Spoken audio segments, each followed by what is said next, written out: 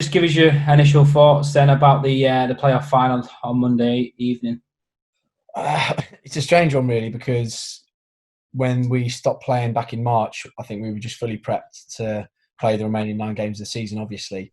And then even when we knew the playoffs were coming, to have 2 games in such a short space of time and then all of a sudden to be in the playoff final was a bit of a surreal experience. And it's all come about very quickly. And even though, we feel we deserve to be here and we feel we've done brilliantly well this season, it just feels very strange that we've now got this one-off game, got the playoff final, we've got a chance to play in the championship next season, and it's just all come about really quickly. On top of that, we didn't win either our semi-finals. Maybe that contributes to it as well. It's sort of has a sort of strange feeling about it, but I'm sure that will sort of subside by the time we get to Wembley and play the game on Monday.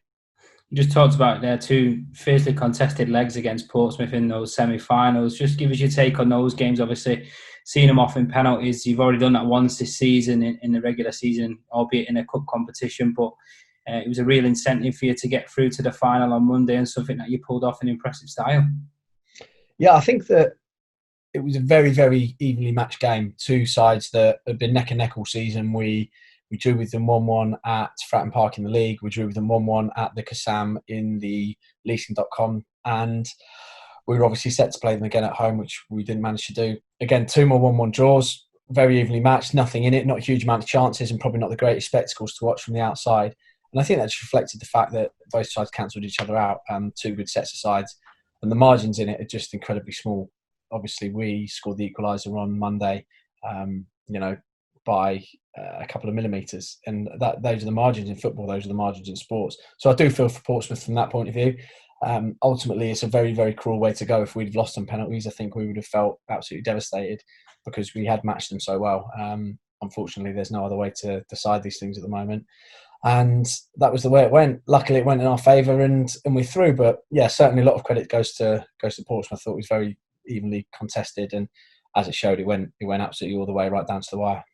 I think that possibly fair to say or unfair to say, whatever side you look on it, they were probably the favourites to probably make the playoff final, obviously making the semi-finals last year and then making a final appearance in the leasing.com, or the Checker Trade as it was known last year. They've got that big game experience where you guys have not, but on a night it didn't make one shed of a difference, and you were in that position at the end of the day. Yeah, maybe part of that was the fact that the crowd weren't there. And I said in a couple of interviews before the first leg that if you gave me the option to play a full house, in front of a full house at Fratton Park or an empty Fratton Park, I definitely would have taken an empty one not from a spectacle point of view, because it's great playing in front of crowds and it's great playing in front of full stadiums. But from our chances, in terms of our chances, in terms of the way that the games tend to pan out, the aggression that you see in Portsmouth sides and the intensity they play at, and the way that the crowd really gets on to the referees, and just the whole atmosphere obviously changes massively. So I think we were lucky that we sort of had the upside of that, and I was and thankfully it didn't affect us too much at home. Albeit when we do sell out, we can get the stadium going as well. So yeah, from that point of view, it probably did help us out. They obviously had that experience, but no one has had the experience of playing in front of empty grounds. Absolutely no one's had it. So it's just a novelty for everyone. It's brand new, and it's whoever I think deals with that the best on the day, or deals with that the better on the day, have got an even better chance of winning the game. And that's just one of those things that's unknown, and players have got to get their head around and make sure that they use to the best effect. On the flip side to that, Dan, the opponents that you faced on Monday night, Wycombe Wanderers, they were very impressive over those 2 legs, scored a lot of goals in them games against Fleetwood Town. What do you think to them as an outfit? Yeah, they're a very good side. They've been in the top 2 for the majority of the season, and it was probably more a case of timing more than anything else that they found themselves 8th when we stopped playing. But obviously points per game put them up to 3rd, and they thoroughly deserved it. I know they were slightly aggrieved to have not had a chance to finish in the top 2, and they felt that they had every chance of doing that. And I don't disagree. They've been a brilliant side all season, and they've done it from being relative underdogs, where a lot of people have written them off. And yeah, we certainly won't be doing that. I think people that make the mistake of writing them off do so at their peril. Everybody does it. They think that Wycombe are going to drop off, or they thought that Fleetwood would finally get the better of them, maybe even after the first leg. But we certainly didn't think that. We knew that Wycombe are a very good, solid, organised side. I know Gareth Ainsworth very well, their manager. I played with him for a spell at Wycombe, so I know what he's all about. He was a brilliant pro. He was a great thinker about the game and very tactically astute and an unbelievable manager in terms of his motivation. So they'll be fired up. They'll be ready to go.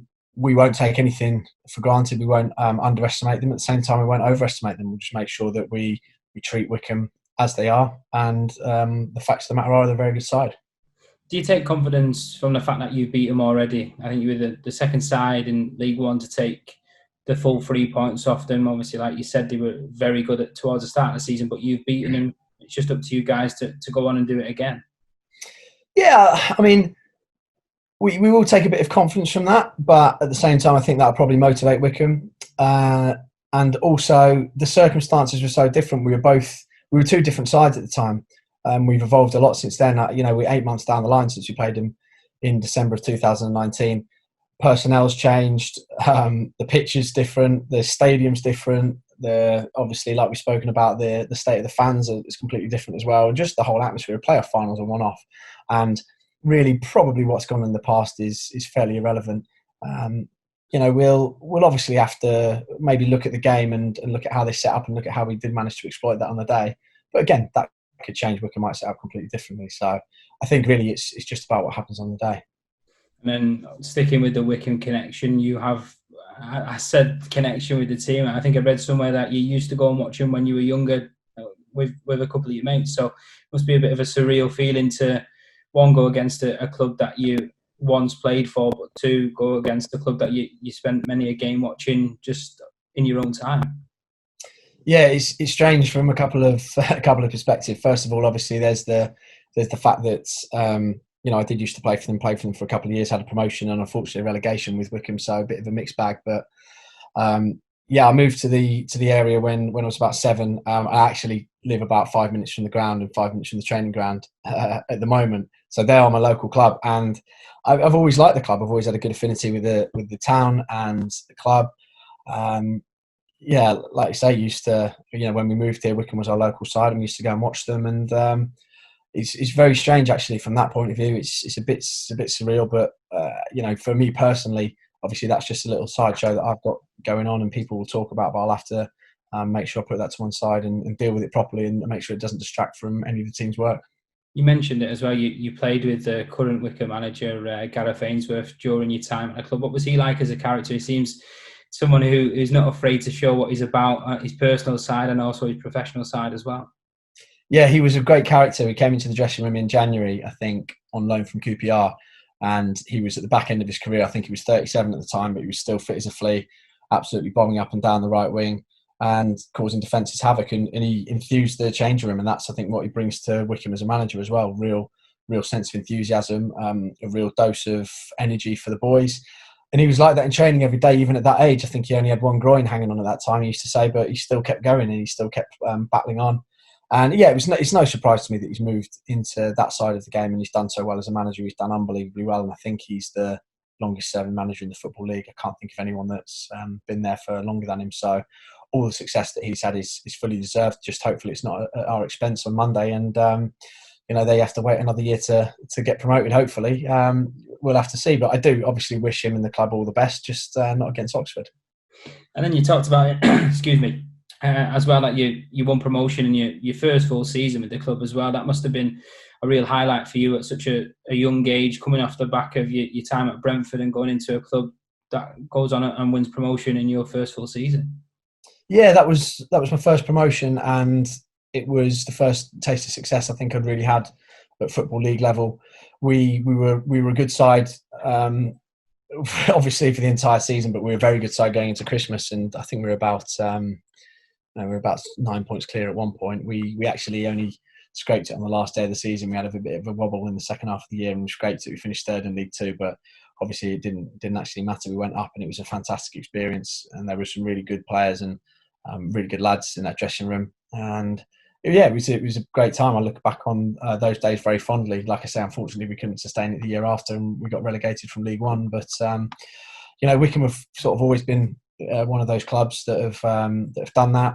probably until very recently, where they've had an unbelievable season in League One.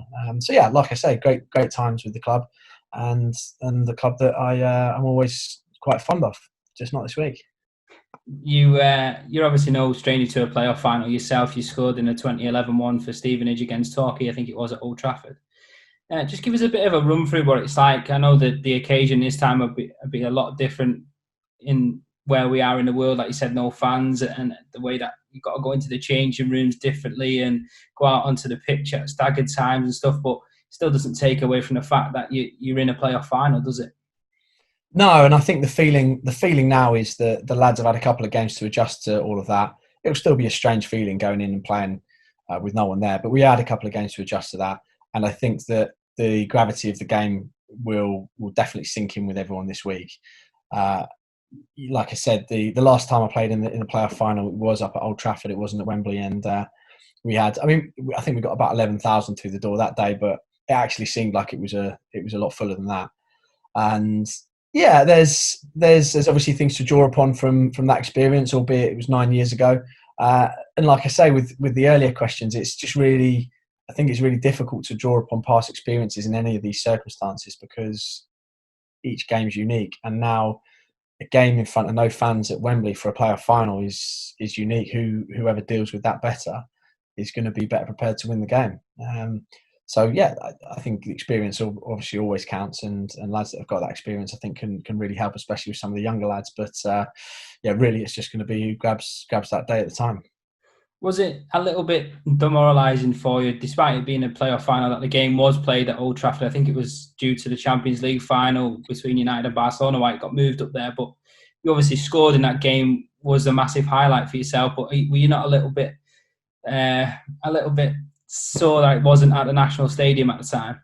I think if you'd asked me before the game, I probably would have said there would be a slight bit of regret about not playing it at Wembley before the game. Then we went out to Old Trafford, and I was blown away by the size of the stadium when you're standing on the pitch. I've been there a few times as a fan, but I don't think you appreciate the quite how big it is and quite how intimidating it is to play there.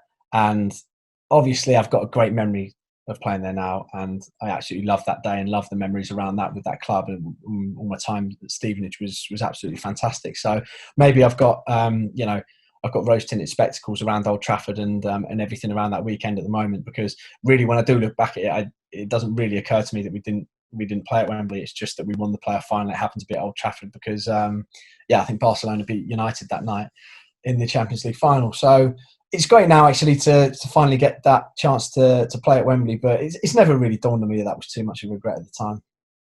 And then later on in your career, you achieved back-to-back promotions with Burton, which took you into the Championship at the end of that. That's obviously a place where yourself and Oxford want to be. How difficult of a league is that? Obviously, we're seeing at the minute how tight it is at both ends of the table. It's just highlighting that sometimes it is as hard as it looks. Yeah, I think it's incredibly tough. What you've got now in the Championship is the majority of the sides are big clubs, because some of the smaller clubs have pushed into the Premier League now. So where you've got sides that in my lifetime weren't ever in the Premier League. Bournemouth's a good example. Bournemouth and Sheffield United are now, Bournemouth are a Premier League fixture now. I know they might go down this season, but clubs get investment, clubs get new stadiums, and they push into the Premier League. And what it means is that big clubs filter down the league. So, obviously at the bottom of the Championship now, there are a couple of the smaller Championship clubs vying it out, but there's also some huge clubs down there. I just saw Leeds beat Stoke 5-0, and Stoke are banging trouble. The prospect of Stoke being in League One, let alone the Championship, it's pretty strange, I think, to think about that now. So yeah, the Championship is a big league. I think we faced Newcastle when we went up with Burton. They were the biggest side that were there, and it was just almost a comical mismatch. Not in terms of anything on the playing side, but in terms of club resources, club history, the stadium, the fan base. We lost them twice, but I think they were both 1-0 and 2-1, so we didn't disgrace ourselves, and we did that with a lot of sides. So I think the side that gets promoted will deserve to be promoted to the Championship. I'm sure whoever goes up will do the right thing, recruit properly, and they won't disgrace themselves in that league at all. I think there are some really good players on both sides, and there are some players that do deserve to play at a higher level. But it's a tough old league with some big sides, and I think that's the lure of getting there as a lower league player. That all of a sudden the whole outlook and the whole prospect changes. The away trips change. The away fans number 4,000 and 5,000 every time, and it's just a whole new experience. Sticking with yourself then, and obviously your time at Oxford, you kind of came into the club, and it wasn't too long after that you were made club captain. How pleasing of a moment was that for you to take on that responsibility? Yeah, I mean, it was a strange situation, because the first time I was made captain was when Curtis Nelson tore his Achilles. We were playing at home against Northampton, I think, and he went down and ruptured his Achilles, and then the responsibility fell on me. At the time, we were not playing particularly well. We were struggling as a club. I was struggling personally with my form, and I hadn't really hit the ground running coming from Burton and coming down a division.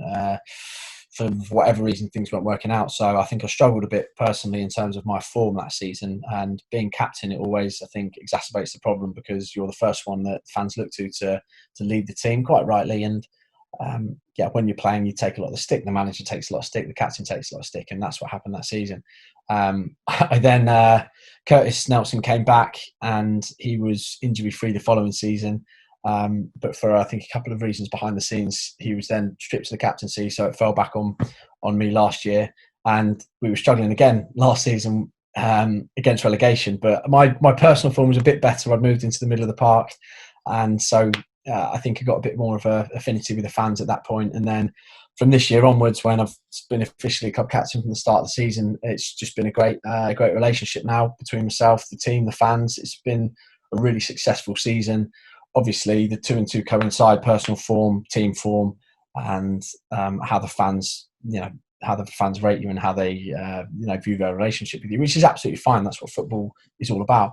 And so now, we're in a good place now, and it's extremely exciting to captain the club. It's a proud moment, I think, to captain any club, because inevitably I'll be here for however many years. I hope for quite a number of years at Oxford, but I'll be here for who knows how many years. The fans will outlast me, they'll outlast the other players, outlast the manager, and that's the way it is. So really, it's just an honour and a privilege to be the holder of that position at the moment, and hopefully I can do the club and everyone in the town proud. Oxford seem to have a really nice mixture of youth and experience. You fall into the latter camp. No disrespect when I say that, but you've been around the footballing pyramid for a long time now. How much does your experience and others, like Jamie Mackey, for example, have within the rest of the squad when it gets to the latter stages of these competitions? Yeah, it's a mixture, really. We try and help out some of the younger lads and the less experienced lads, and whatever way we can. A lot of the time, it's a helping hand. It's a bit of guidance about what they can do on the pitch, what they can do off the pitch, how they live their lives, how they conduct themselves, and what they need to be successful pros. Because sometimes we haven't lived it in terms of what we've done ourselves, but we've seen it all and we know what it takes. And that comes with age, and that comes with wisdom. And sometimes you don't know these things until you're 30 odd. But we've got all that knowledge, and the young lads are really receptive actually at the football club, and they know what it takes to make it to the next level. And then on the flip side, we really feed off their energy. We feed off their energy, their enthusiasm, their hunger. Take Jamie Macken, for example. We're the same age. We're both 34. We've had very, very similar careers in terms of longevity, albeit he's played at a higher level than me. And they really do keep us going. Really encourage us to sort of keep on in training every day and set the standards high.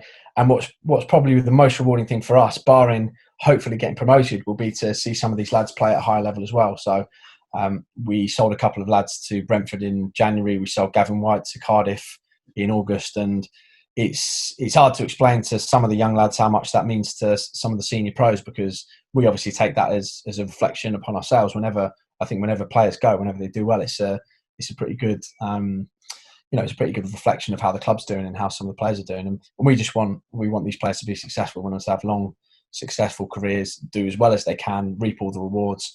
And the more they do that, the happier we'll be. Sometimes I think you can fall into the trap of being a bit of a bitter older pro, and we constantly have the game's changed. The game's changed massively, and it's some elements of the game and some elements of the way that players live their lives off the pitch isn't necessarily a cup of tea.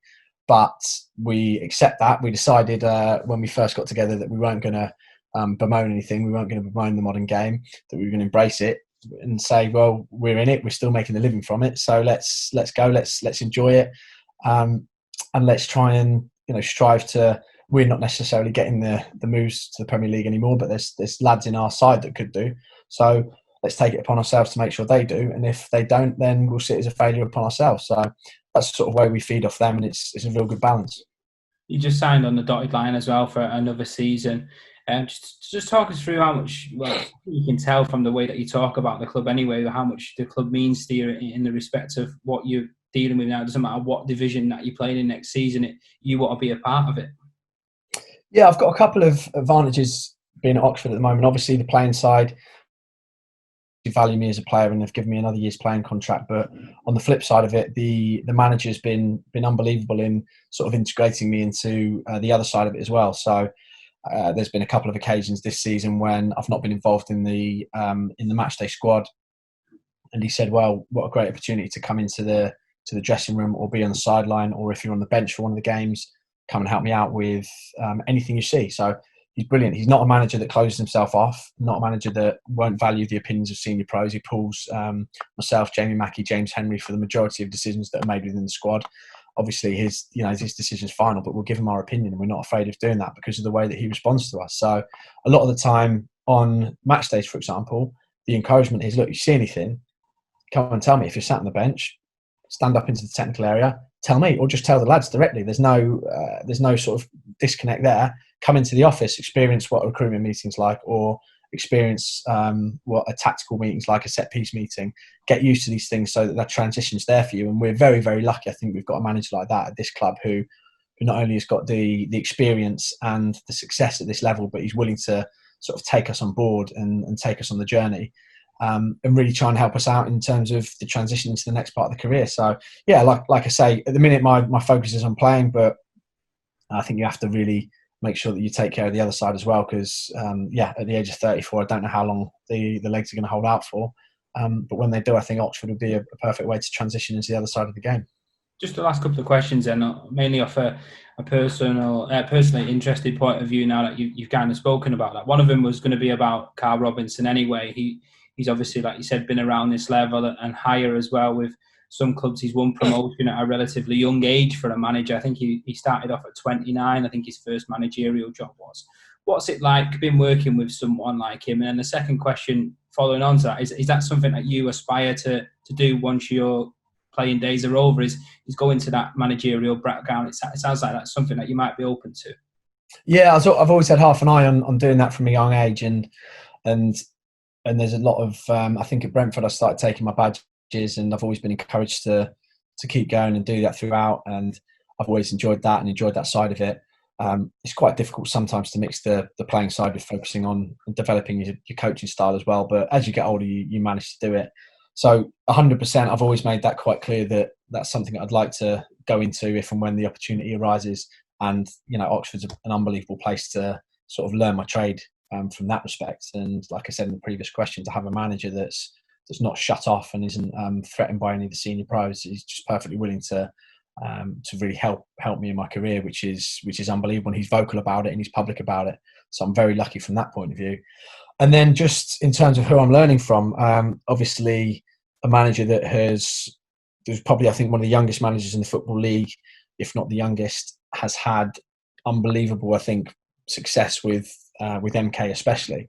And when I think, to put that into context, I played against these sides constantly. I think throughout, from the period of say 2010 onwards, and they were very, very good footballing sides. I always remember playing against MK and just thinking, you're in for one today.